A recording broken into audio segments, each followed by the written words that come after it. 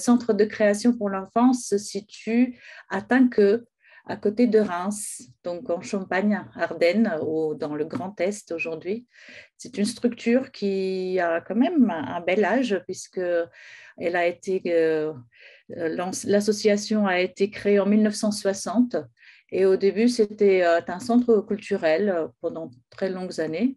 Depuis plus de 15 ans maintenant, cependant, le Centre de création pour l'enfance est devenu aussi une maison de la poésie. Et je pense que c'est surtout ça qui peut vous intéresser et les actions autour de ça. Nous connaissons aussi nombreuses classes, nombreux enseignants, nombreuses personnes, nombreux lecteurs et lectrices aussi de lire et faire lire qui voudraient savoir où trouver la ressource, où piocher, où trouver les poèmes qu'on pourrait partager avec les petits et les plus grands. Parfois, je dis aux enfants, je ne suis pas sûre que vous allez comprendre ce que je vais lire, mais j'ai confiance en vous et on en discute après. Et à chaque fois que je constate, même parfois sur des poèmes assez compliqués, que ça ne les dérange pas s'ils ont été prévenus. Et à partir de là, on discute et je constate aussi qu'ils comprennent quand même beaucoup de choses, beaucoup plus que ce que moi-même je pouvais imaginer. Et que quand ils ne comprennent pas, ça ne veut pas dire, si la confiance est installée, qu'ils se sentent idiots. Et je constate aussi la diversité de leur jugement, parce que des fois, ça ne leur plaît pas vraiment, mais ils trouvent ça intéressant, ou parfois, ça leur plaît bien, mais ce n'est pas si intéressant que ça. Enfin, il y a toute une variété.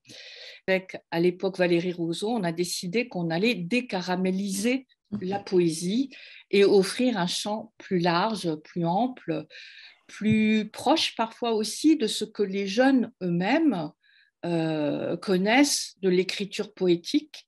Et parfois, il ne faut pas sous-estimer, mais dans le slam, dans le rap, il y a des textes tout à fait intéressants. Et on peut faire du lien avec des textes qui sont assez proches, soit du slam, soit du rap, leur montrer que c'était déjà quelque chose qui a été, et combien le rap, par exemple, est très, très proche des alexandrins.